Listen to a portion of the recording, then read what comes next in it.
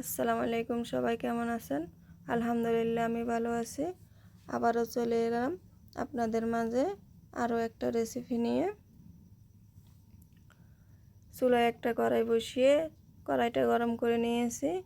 কড়াই গরম হয়ে এলে এখানে পরিমাণ মতো রান্নার তেল দিয়ে দিয়েছি। তেল গরম হয়ে আসলে এখানে পেঁয়াজ কুচি দিয়ে দিব। পেঁয়াজ কুচিটা ভালো করে ভেজে নিব যাতে পেঁয়াজটা একটু নরম হয়ে আসে।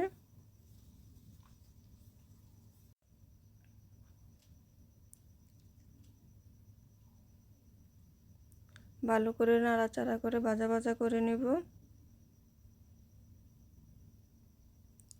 এখন এখানে একটু রসুন বাটা দিয়ে দিব। রসুন বাটা দিয়ে ভালো করে নেড়ে চেড়ে নিব যাতে গন্ধটা চলে যায়। গন্ধ চলে যাওয়া পর্যন্ত ভেজে নিব। এখন এখানে কাঁচামরিচ কুচি এবং টমেটো ফালি দিয়ে দিব।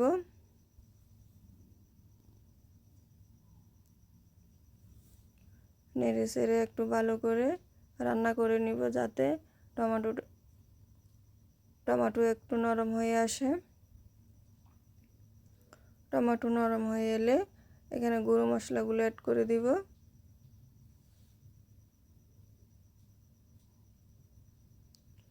গুঁড়ো মশলাটা দিয়ে ভালো করে নেড়ে চেড়ে মিশিয়ে নিব। ভালো করে নেড়ে চেড়ে মিশিয়ে এখানে একটু পানি অ্যাড করে দিব যাতে নিচ দিয়ে পুড়ে না যায়। ভালো করে নেড়ে চেড়ে ঢাকনা দিয়ে ঢেকে দিব যাতে মশলাটা কষিয়ে যায়।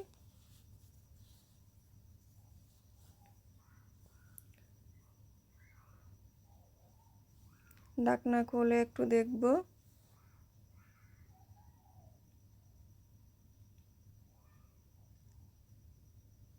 এখন এখানে লটকা মাছ ঢেলে দিব। মাছগুলো ঢেলে নেড়ে চেড়ে ভালো করে মিশিয়ে নিব। মেশানো হয়ে গেলে একটা ঢাকনা দিয়ে ঢেকে দিব। এখন খুলে দেখব কি অবস্থা।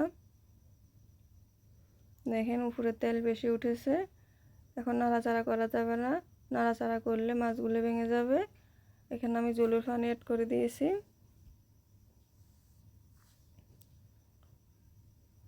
জলের পানি দেওয়ার পরে ঢেকে দিয়েছি যাতে মাছটা রান্না হয়ে যায়। ভালো করে নাড়াচাড়া করা যাবে না, আস্তে আস্তে নরম হাতে নেড়ে ছেড়ে দিতে হবে যাতে মাছটা ভেঙে না যায়। এখন উপর থেকে কিছু ধনেপাতা কুচি দিয়ে দিব। ধনেপাতা কুচি দিয়ে আবারও ঢেকে দিব। কিছুক্ষণ ঢেকে রাখবো। এখন খুলে দেখব কি অবস্থা।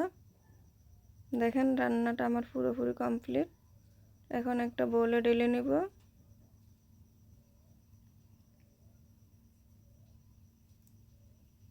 দেখেন কালারটা কি অসাম, কি সুন্দর, লোভনীয়।